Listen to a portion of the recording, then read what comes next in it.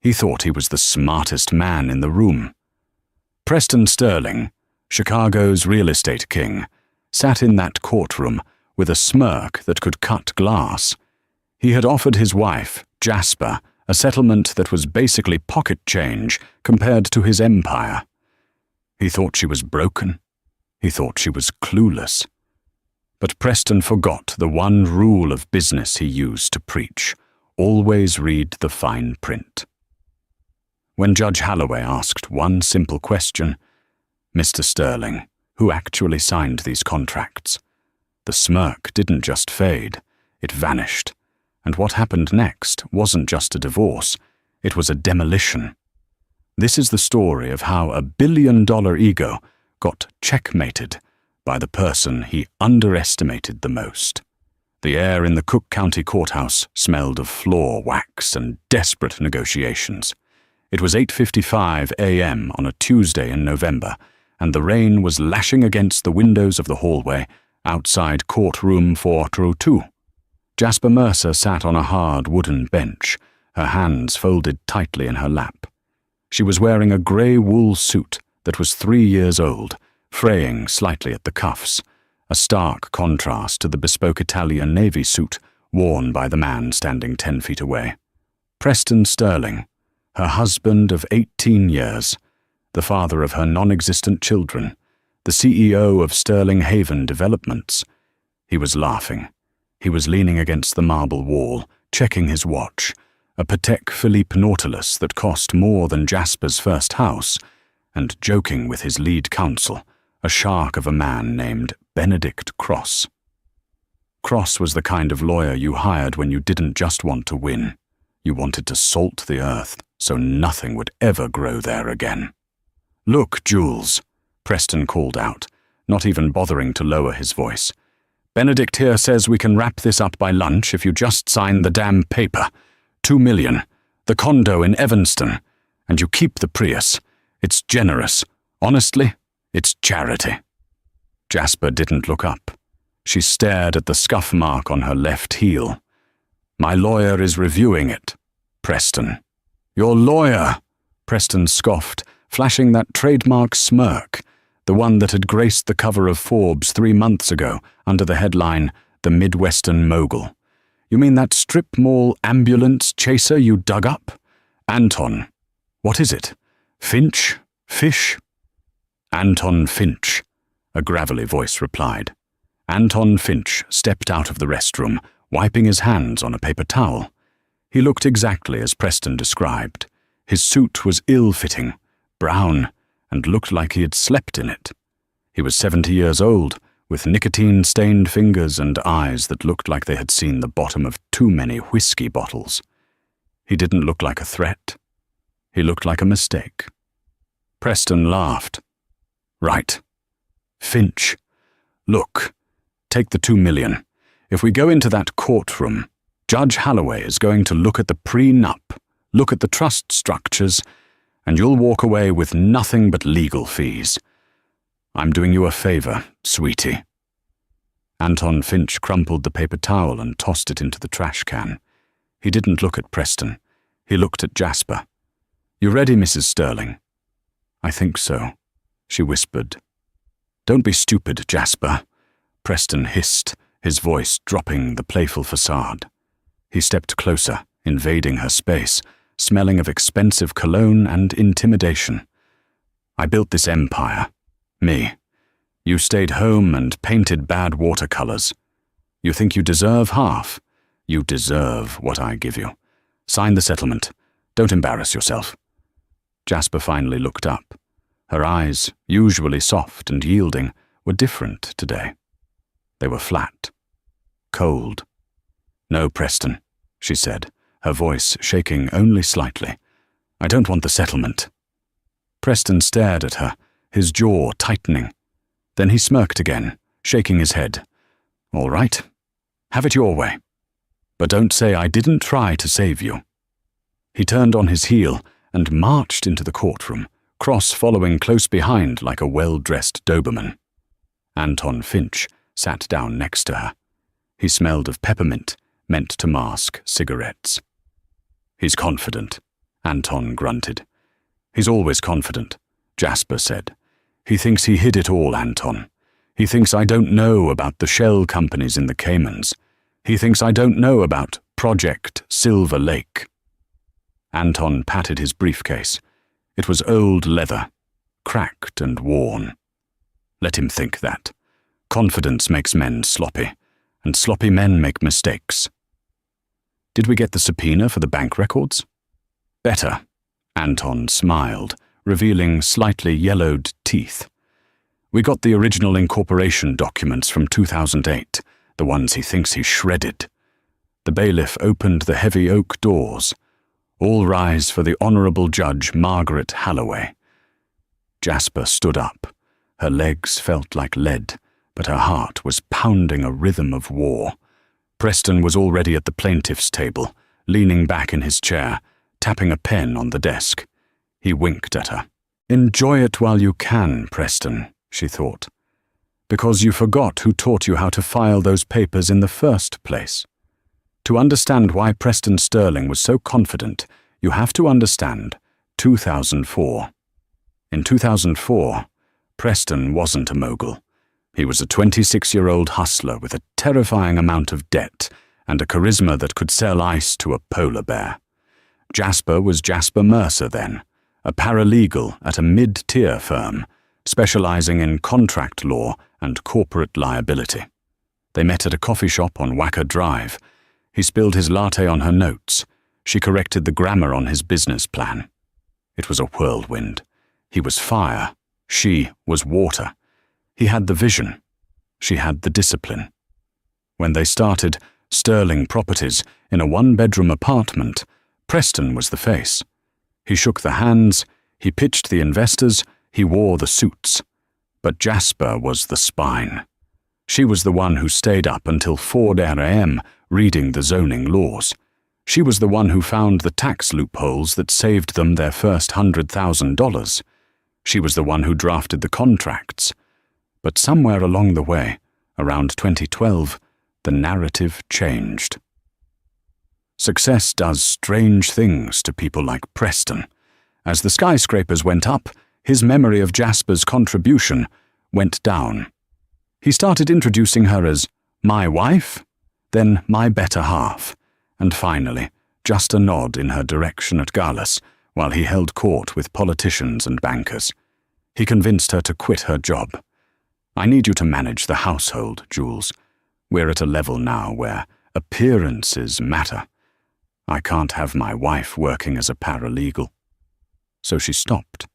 She focused on the house, the charities, the social climbing that bored her to tears. But she never stopped reading. Every time Preston brought papers home to sign, tax returns, joint asset transfers, trust funds, she read them, every single line. Preston never noticed. He would just toss a stack of documents on the kitchen island and say, "Sign these, babe, just tax stuff. Accountant needs it by morning." And she would sign. The turning point was 3 years ago. Project Silver Lake. It was supposed to be Preston's magnum opus, a massive commercial complex near the waterfront. But it was risky, incredibly risky. If it failed, it would bankrupt them personally. One night, Preston came home drunk, smelling of scotch and another woman's perfume. He threw a heavy binder on the table. "Big moves, Jules," he slurped. "We're moving the assets, all of it, into a new holding company, Obsidian Holdings. Just in case Silver Lake tanks, they can't touch the money." "Is that legal, Preston?" she had asked, looking at the complex web of offshore entities outlined in the binder. "It's legal if you don't get caught," he laughed. "Sign the transfer papers. We're moving the house, the brokerage accounts, the cars, everything into Obsidian. I'll be the director, obviously. You're just the beneficiary on paper for tax reasons." Jasper looked at the document. It was a transfer of ownership. It effectively stripped them of their personal wealth and placed it into this anonymous corporate shell. "Sign it," he yelled when she hesitated. "Do you want to end up poor? Do you trust me or not?" She looked at him, red-faced, arrogant, cheating, and she realized two things in that moment. 1. He was setting this up so that if he ever divorced her, he could claim he had no assets, because they all belonged to Obsidian Holdings, a company he controlled. 2. He was too drunk to read what she was about to do. "Okay, Preston," she said softly. "I'll sign." She took the pen, but she didn't just sign. She turned to the back page, to the control clause of the operating agreement for Obsidian Holdings. In his arrogance, Preston had left the director designation blank, assuming his lawyers had pre-filled it, or that he could fill it in later. Jasper filled in the blank, but she didn't write Preston Sterling. She wrote Jasper Mercer Sterling. Then she signed the bottom. Preston snatched the papers away without looking, stuffed them in his briefcase, and passed out on the sofa. The next morning, he filed them with the state, never checking the back page. For 3 years, Jasper waited. She watched him cheat. She watched him belittle her. She watched him hide millions of dollars of revenue into Obsidian Holdings, thinking he was stashing it in his own private piggy bank. He was actually stuffing it into hers. Back in the courtroom, Benedict Cross was in the middle of his opening statement. He was theatrical, pacing around the room, gesturing wildly. "Your Honor," Cross bellowed, "Mr. Sterling is a self-made man, a titan of industry. The plaintiff, Ms. Mercer, seeks to bleed him dry. But the facts are simple. Mr. Sterling's personal net worth is quite low. The economy has been hard on real estate. Most of his perceived wealth is tied up in high-risk corporate loans and liabilities. The offer of $2 million is not just fair, it is a mercy." Judge Holloway adjusted her glasses. She was a no-nonsense woman in her 60s, with a reputation for shredding unprepared lawyers. "Get to the financials, Mr. Cross. Of course, we have submitted Exhibit A through Zeed. Tax returns showing Mr. Sterling's income has dropped. Bank statements showing minimal cash reserves." It was a masterclass in creative accounting. Preston had funneled everything into Obsidian Holdings, paying himself a meager salary on paper, while the company paid for his cars, his trips, his mistresses, and his penthouse. Then it was Anton Finch's turn. Anton stood up slowly. His joints popped. He walked to the podium without a single piece of paper in his hand. "Your Honor," Anton rasped, "we don't dispute the tax returns." Preston smirked at Jasper. "See? Even your lawyer knows your beat." "However," Anton continued, "we do dispute the ownership of the assets listed under the umbrella of Obsidian Holdings International." Cross shot up. "Objection. Obsidian Holdings is a separate corporate entity, not a party to this divorce. It is a blind trust, managed by third-party interests." "Is it?" Anton asked, finally pulling a single document from his jacket pocket. "Because according to Mr. Sterling's sworn deposition last month, he claimed he has no controlling interest in Obsidian, correct?" "That is correct," Cross said smugly. "It is an independent entity." Anton turned to the judge. "Your Honor, if Mr. Sterling has no controlling interest, then he won't mind if we examine the incorporation documents of Obsidian Holdings to see who does control it. Because if it's truly independent, then the $50 million in real estate it owns shouldn't be funding Mr. Sterling's lifestyle." Judge Holloway looked at Preston. "Mr. Sterling, do you have any objection to the court reviewing the ownership structure of Obsidian Holdings?" Preston leaned forward, whispering to Cross. "Don't let them see it. It's hidden behind 3 layers of shell companies. They'll never find my name." Cross stood up. "Your Honor, this is a fishing expedition, but we have nothing to hide. The company is owned by a trust in Nevis. Mr. Sterling is merely a consultant." "Great," Anton smiled. It was a predatory smile. "Then let's look at the transfer documents from 2012, the day the assets were moved." Anton signaled to the bailiff, who handed a thick stack of stapled papers to the judge and a copy to Cross. "What is this?" Cross asked, flipping through the pages. "That," Anton said, "is the original operating agreement and asset transfer protocol for Obsidian Holdings, filed with the Delaware Secretary of State on October 14, 2012. Not the digital copy, the physical scan of the wet ink original." Preston felt a cold drop of sweat slide down his back. He remembered that night. The scotch, the yelling. He remembered Jasper signing. She just signed it, he told himself. She's a paralegal, sure, but she's been out of the game for a decade. She wouldn't have dared. "Mr. Finch," Judge Holloway said, her eyes scanning the document. "I'm looking at page 40, the control clause." "Yes, Your Honor," Anton said. "Could you read the name listed under primary director and sole signatory authority?" The courtroom went silent. The rain battered the windows. Preston stopped tapping his pen. Judge Holloway squinted. She looked at the paper. Then she looked at Preston. Then she looked at Jasper. "It says here." The judge paused. "The director is Jasper Mercer Sterling." Preston stood up, his chair scraping loudly against the floor. "That's impossible." "Sit down, Mr. Sterling." The judge slammed her gavel. "It's a mistake," Preston yelled, his face turning a shade of crimson. "She forged it, or it's a typo. I set up that company. It's mine." "Mr. Cross," the judge said, her voice dropping to a dangerous octave. "Control your client." Cross was frantically reading the document. His face had gone pale. He looked at Preston with pure horror.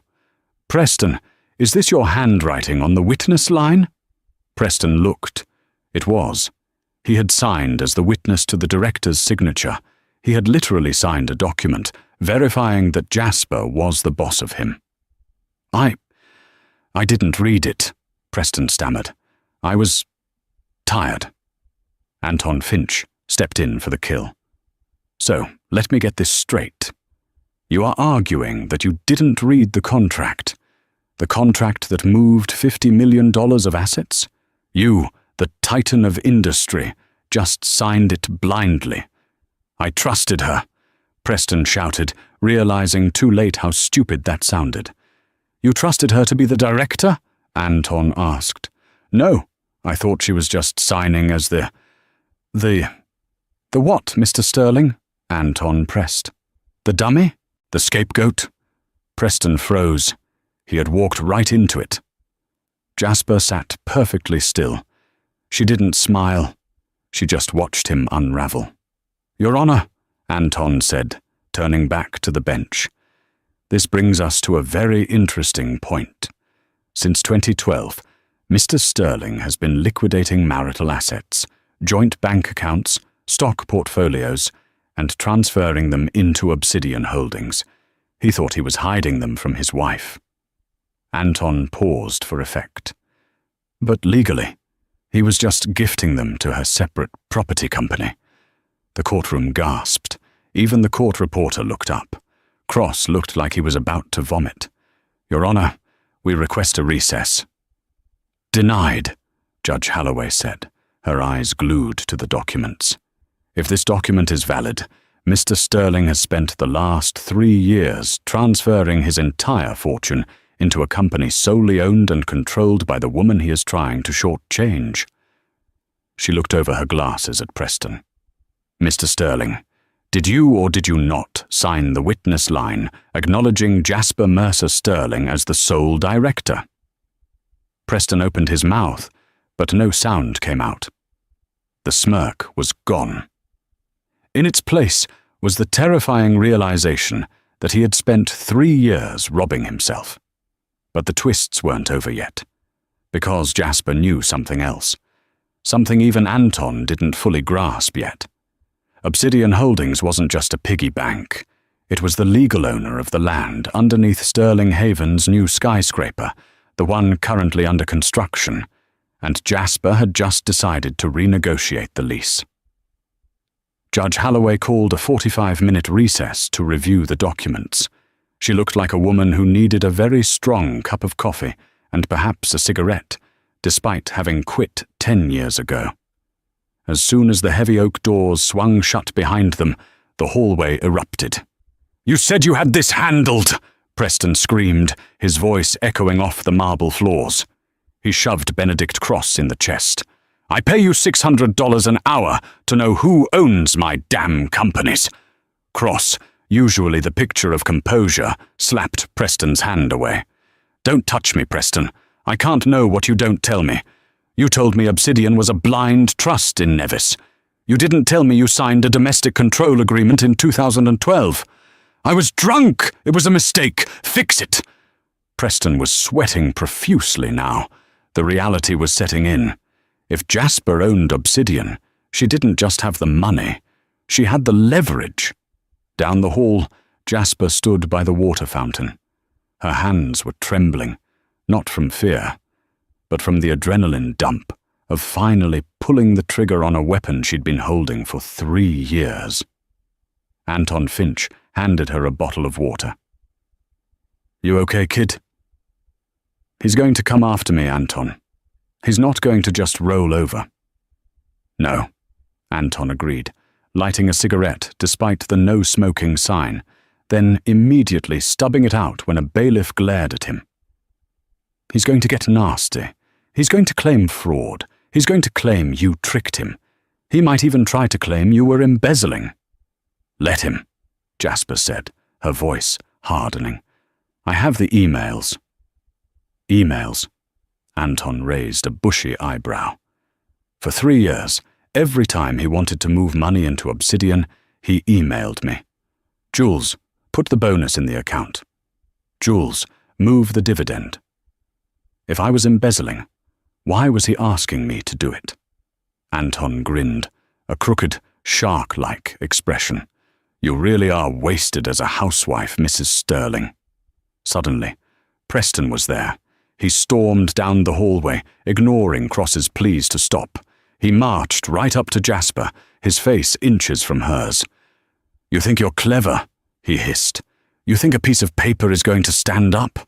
I'll bury you in litigation for 20 years. I'll spend every dime I have left to make sure you starve." Jasper didn't flinch. She looked at the man she had once loved, really loved. She remembered how he used to hold her hand when she was scared. Now, he just looked like a stranger in an expensive suit. "You don't have any dimes left, Preston," she said calmly. "They're in Obsidian, and Obsidian is mine. I'll tell the court you forged it. I'll tell them you drugged me." "Go ahead," Jasper said. "Tell the court you were so incompetent that you signed away your fortune by accident. Tell the investors that the genius, Midwestern mogul, doesn't read his contracts. See what happens to your stock price then." Preston froze. It was the one thing he cared about more than money, his reputation. If the world knew he had been outsmarted by his stay-at-home wife, he would be a laughing stock on Wall Street. "We can settle," Preston said, his voice dropping, desperation leaking in. "Okay, you made your point. Half. I'll give you half. Just sign Obsidian back to me." Jasper tilted her head. "No." "What do you mean, no?" "Half is fair. It's more than fair. I don't want half, Preston. I want what I signed for." "And what is that?" "Everything." Before Preston could explode again, the bailiff opened the door. "Court is back in session." Inside, the atmosphere had shifted. The judge looked at Preston with a mixture of pity and annoyance. "Mr. Cross," Judge Holloway said, "I have reviewed the filings. The document appears authentic. It is notarized. It is filed with the state of Delaware. Unless you have evidence of forgery, the court must recognize Jasper Mercer Sterling as the legal owner of Obsidian Holdings." Cross stood up, buttoning his jacket. "Your Honor, we intend to file a motion to dismiss based on lack of intent. Mr. Sterling was clearly under duress or incapacitated when— "Save it for the trial, Counselor," the judge snapped. "For now the asset freeze remains, but I am granting a temporary injunction. Ms. Mercer Sterling has control of the Obsidian accounts until this is resolved." Preston slumped in his chair. He had lost the war chest. He couldn't access the offshore millions to pay Cross, to pay his staff, or to pay the mortgage on his penthouse. But Jasper wasn't done. She leaned over to Anton. "Do it now." Anton stood up. "Your Honor, there is one more matter regarding the immediate assets.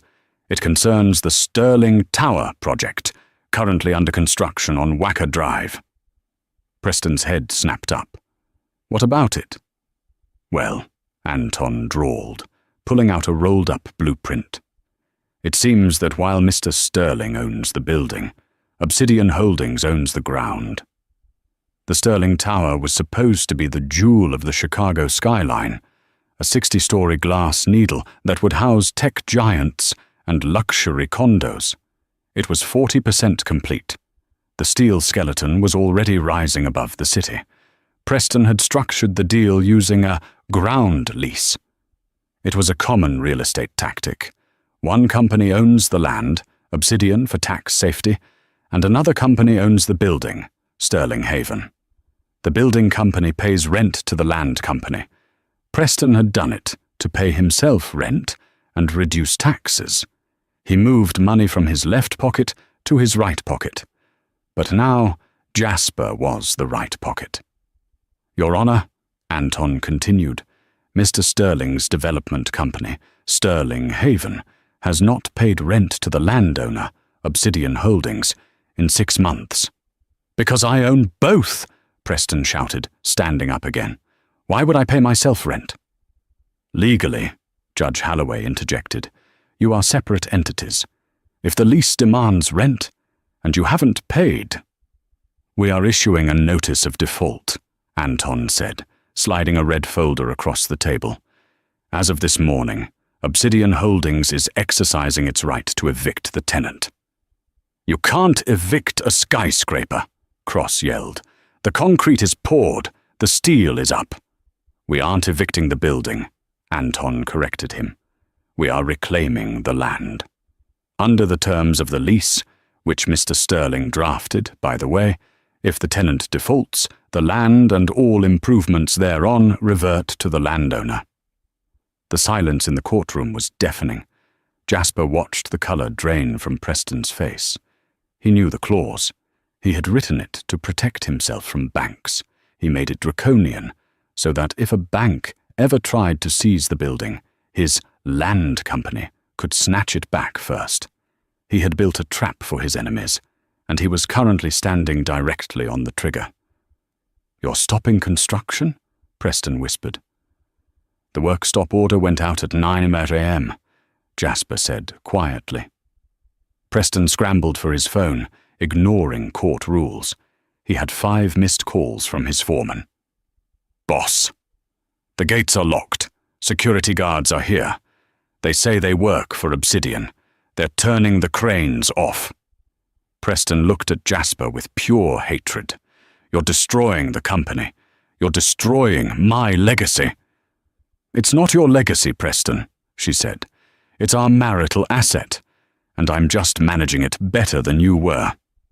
Judge Halloway banged the gavel. "Order. Mr. Sterling, put the phone away. This court finds that Obsidian Holdings is within its rights to enforce the lease. Until Sterling Haven pays the back rent, which I see here is $3 million. Ms. Mercer Sterling controls the site." $3 million. Preston didn't have 3 million liquid dollars. His money was in Obsidian.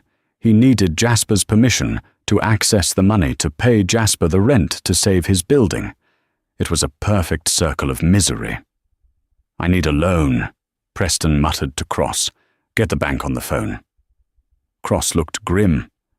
"Preston, the bank lent you money based on your collateral. Your collateral is in Obsidian. Without those assets, you're not a billionaire. You're just a guy with a half-finished building and a massive lawsuit." The reality hit Preston like a wrecking ball. He wasn't just losing the divorce, he was about to go bankrupt. 3 days later, the dynamic had shifted from a legal battle to a siege. Preston was living in a hotel. Jasper had frozen the accounts for the penthouse maintenance, and the building management, nervous about the headlines, had locked him out. He sat in the hotel bar, looking disheveled. He was meeting with the one person he thought could save him, Jessica Miller, his chief financial officer. Jessica was a sharp woman, loyal to the paycheck, not the person. She slid an iPad across the table. "It's bad, Preston," she said. "The unions are threatening to walk because the checks bounced. The investors are pulling out. They heard about the Obsidian issue. They think you committed fraud." "I didn't commit fraud." Preston slammed his fist on the table, rattling the glasses.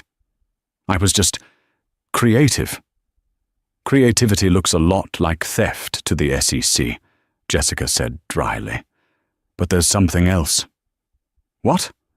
"Jasper isn't just sitting on the money. She's auditing the books. She hired a forensic accounting firm. The big guns, Deloitte." Preston felt his stomach drop. "So? Let them look. It's just aggressive tax strategy." "Is it?" Jessica lowered her voice.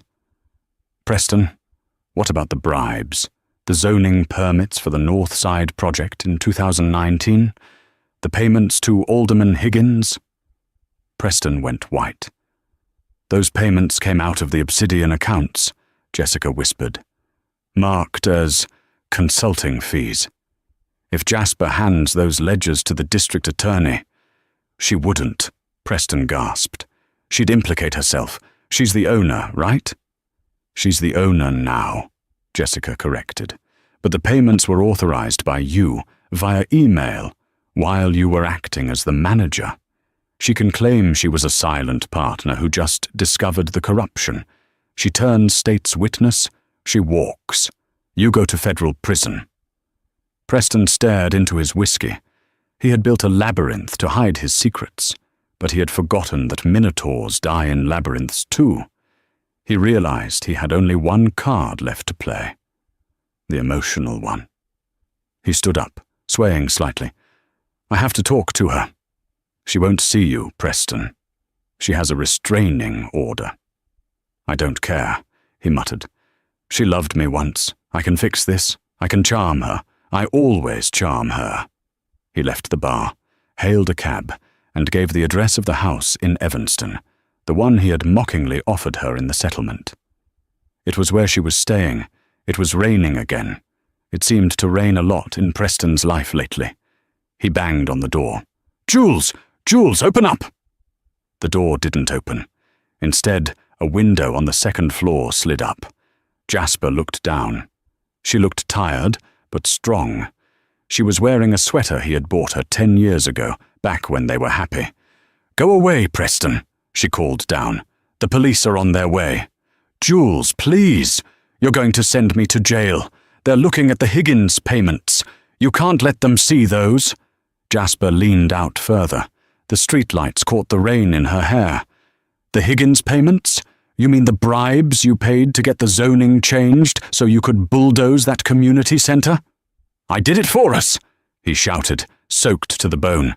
"To build the empire, for our future." "No, Preston," she said sadly.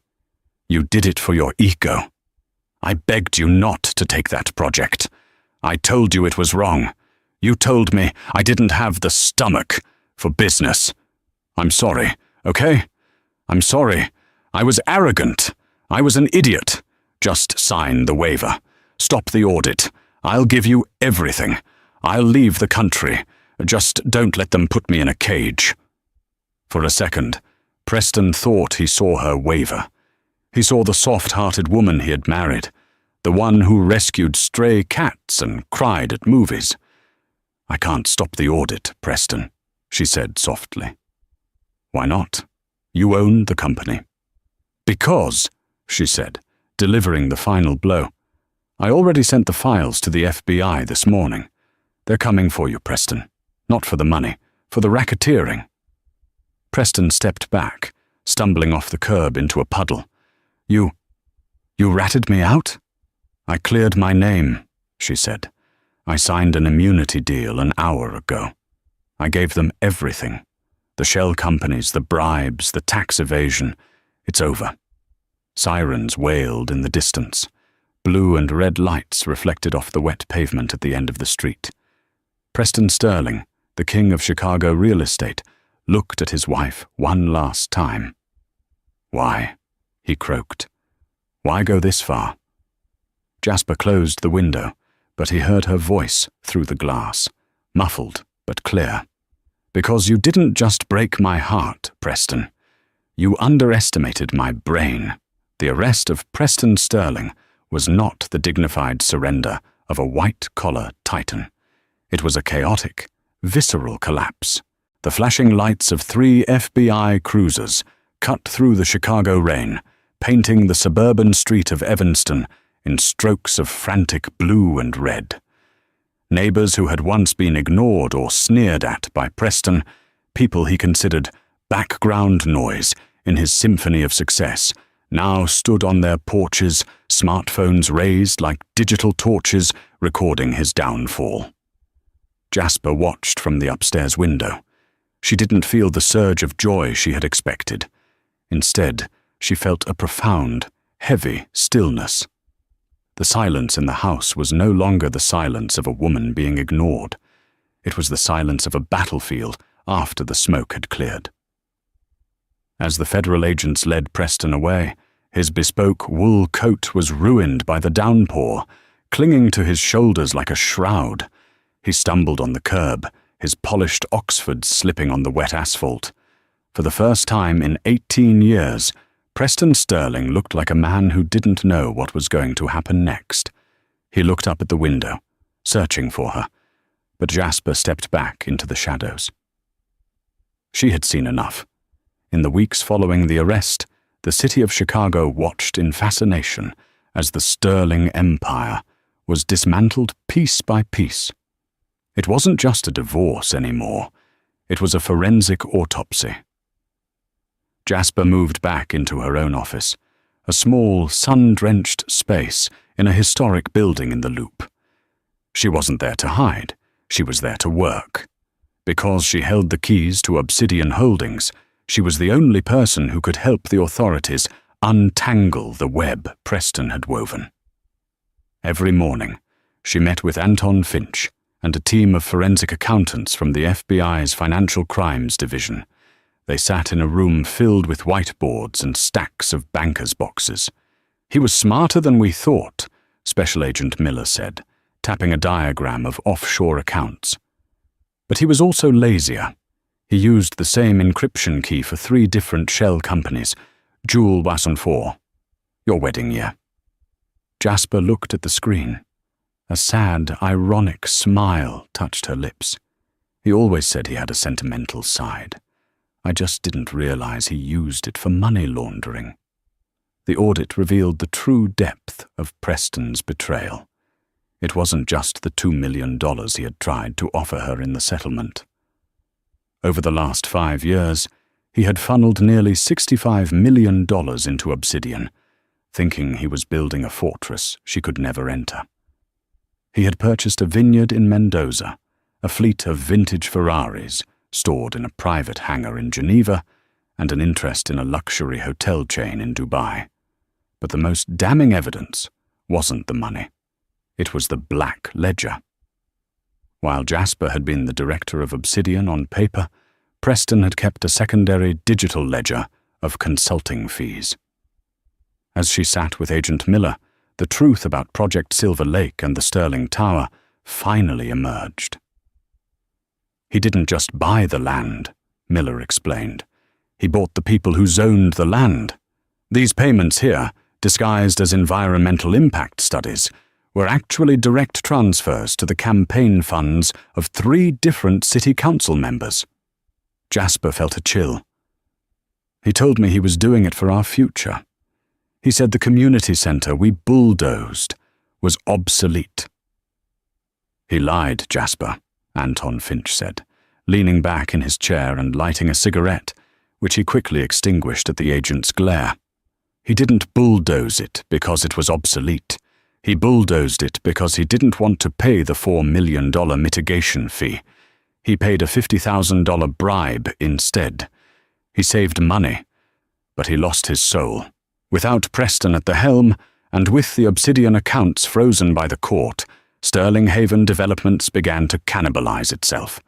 The board of directors tried to fire Preston, only to realize he had structured the company so that he couldn't be removed without a 90% vote. And he owned 15% of the voting shares. The company was paralyzed. The cranes atop the Sterling Tower sat motionless, giant skeletons against the skyline. The unions, realizing their pension funds were at risk, walked off the job. It was during this chaos that Jasper made her move. She didn't want the company. She wanted the people. She used her position as the director of Obsidian, the owner of the land, to negotiate a peace treaty. She authorized the release of $2 million from the clean, legitimate side of the Obsidian funds to pay the back wages of the construction workers. "Why are you doing this?" the union head asked her during a tense meeting at a diner. "You don't owe us anything. Preston is the one who screwed us." "Because I watched my father work a job like yours," Jasper said, her voice firm. "And I know what it's like to sit at a kitchen table wondering if the man in the skyscraper is going to keep his word. I'm not my husband. I'm the woman who actually reads the contracts." That single act of decency did what Preston's millions never could. It bought her loyalty. The workers returned to the site, not for Sterling Haven, but for Jasper. The criminal trial of the United States versus Preston Sterling began in the spring. It was dubbed the divorce trial of the century by the tabloids, though it was technically a racketeering and fraud case. Preston sat at the defense table, flanked by a new team of lawyers. Benedict Cross had been retained by the firm as a consultant, but refused to sit at the table, fearing his own reputation was too close to the blast zone. Preston looked different. The tan had faded into a sallow, prison grey. The arrogance had been replaced by a frantic, wide-eyed look of a man who still couldn't believe the rules applied to him. When Jasper was called to the stand, the courtroom was so quiet you could hear the hum of the air conditioning. "Mrs. Sterling," the prosecutor began. "It's Ms. Mercer," she corrected gently. "My apologies. Ms. Mercer, can you tell the court about the evening of October 14th, 2012? Jasper looked at Preston.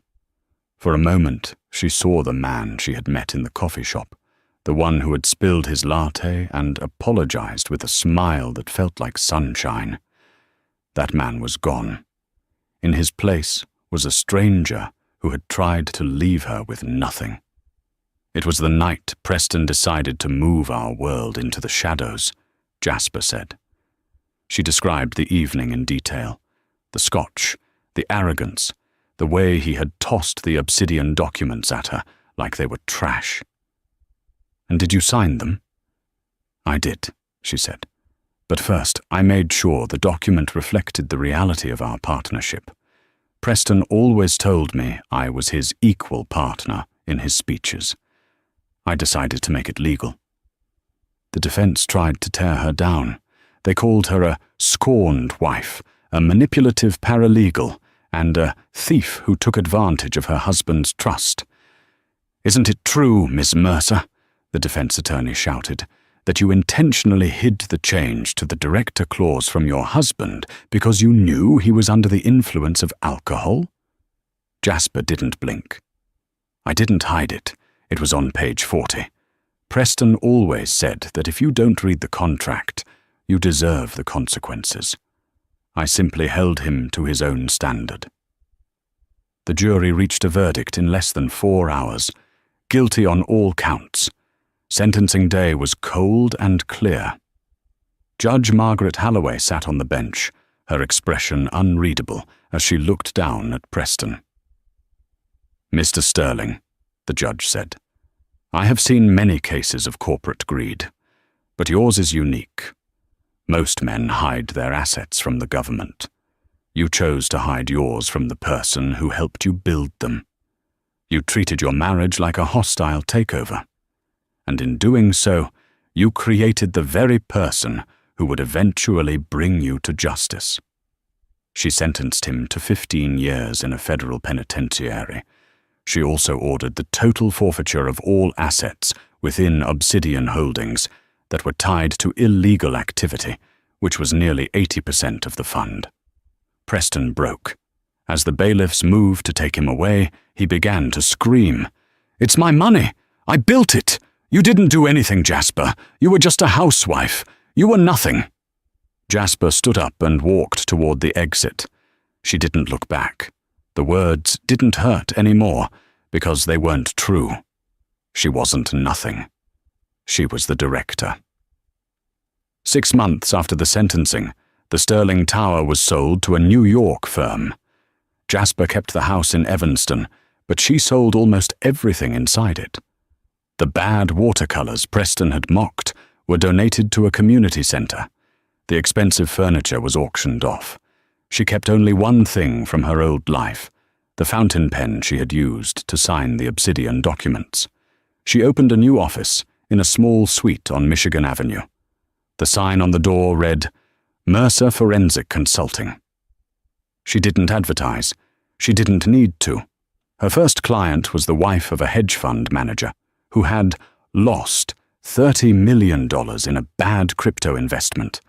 Within a week, Jasper had found the money, hidden in a shell company used to purchase a yacht in the Mediterranean.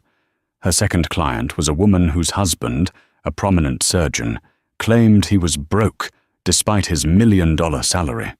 Jasper found the offshore accounts in less than 48 hours.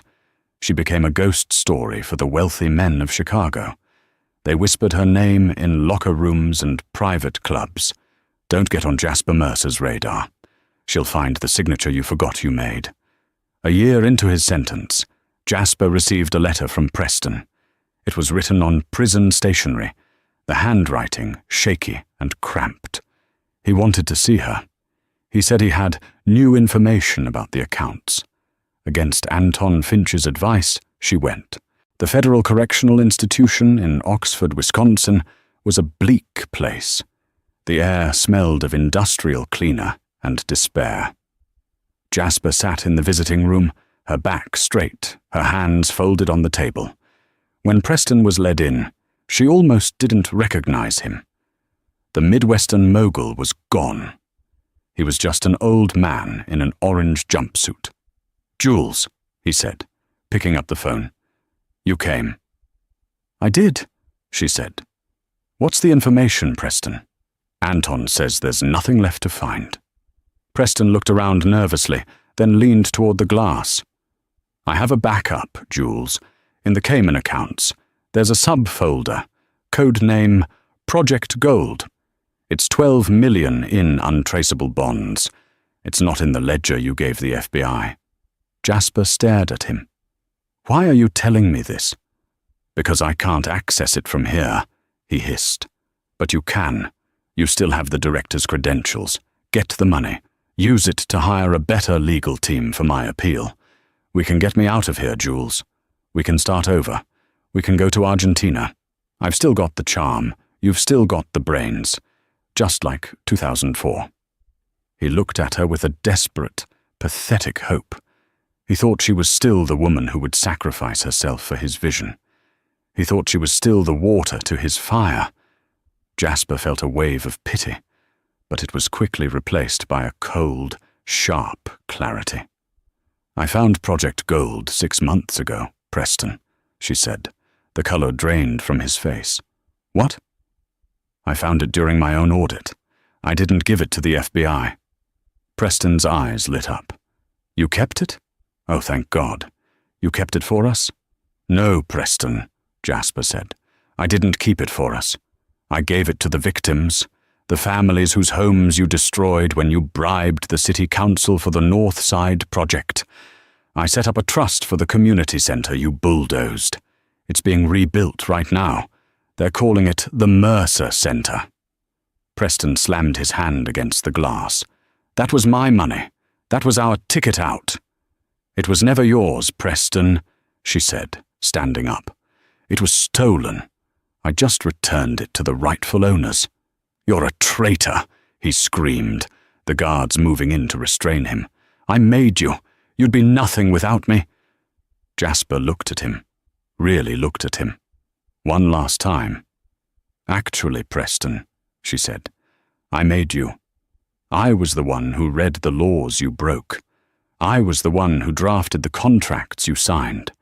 I was the one who held the foundation together while you were busy admiring the view from the top. You didn't make me.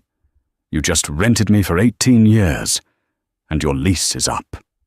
She hung up the phone.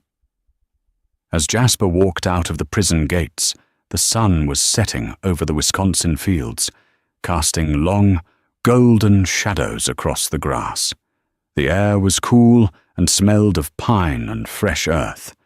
She got into her car, a simple, elegant SUV she had bought with the fees from her new business. She didn't have a driver. She didn't have a bodyguard. She didn't have a husband who belittled her. She turned on the radio. A news report was talking about the opening of the Mercer Center in Chicago. They mentioned her name, calling her a pioneer in corporate accountability. She smiled. It was a good name. She drove toward the highway, the city of Chicago appearing on the horizon like a promise. The skyline was different now. The Sterling Tower was being finished by someone else, its name changed to something generic and safe. But Jasper didn't mind. She didn't need her name on a building to know she had left a mark. She pulled over at a rest stop, took out her phone, and called Anton Finch. "Hey, Artie," she said. "I just left the prison." "How is he?" the old man asked. "He's exactly where he belongs," Jasper said. "He asked me to help him steal $12 million. Anton laughed, a dry, hacking sound that turned into a cough. "And let me guess, you told him you'd check the fine print and get back to him?" "Something like that," Jasper said. "Listen, I have a new client. She's coming in tomorrow. Her husband is a developer. He says all his assets are in a blind trust in Nevis." "God," Anton sighed. "They never learn, do they?" "No," Jasper said, looking out at the road ahead. "They don't. But that's okay, because I never forget." She ended the call, put the car in gear, and drove into the night. She was no longer the woman who stood behind the man. She was the woman who saw through him. And as the miles disappeared beneath her wheels, Jasper Mercer realized she wasn't just surviving. For the first time in her life, she was the one in control. She had signed the contract of her own life, and this time, she hadn't left a single line blank. And that is how the mighty Preston Sterling fell. Not by a bullet, not by a market crash, but by a signature. Jasper didn't just win a divorce. She reclaimed her dignity using the very tools her husband ignored. It's a harsh lesson, but a necessary one. In business and in life, arrogance is a blindfold. Preston thought he was playing chess, but he forgot that the queen is the most powerful piece on the board, especially when she's the one keeping the score. So, the next time someone hands you a contract and says, "It's just standard procedure, don't worry about reading it," remember Preston, remember Jasper, and read every single word. What did you think of Jasper's strategy? Was turning him into the FBI too harsh, or did Preston get exactly what he deserved? I want to hear your verdict in the comments below. Team Jasper or Team Mercy? If you enjoyed this story of justice served cold, please hit that like button. It really helps the channel grow. And if you want more stories about corporate takedowns, legal thrillers and real-life drama, make sure to subscribe and ring that notification bell so you never miss a part. Thanks for watching, and remember, always read the fine print. See you in the next video.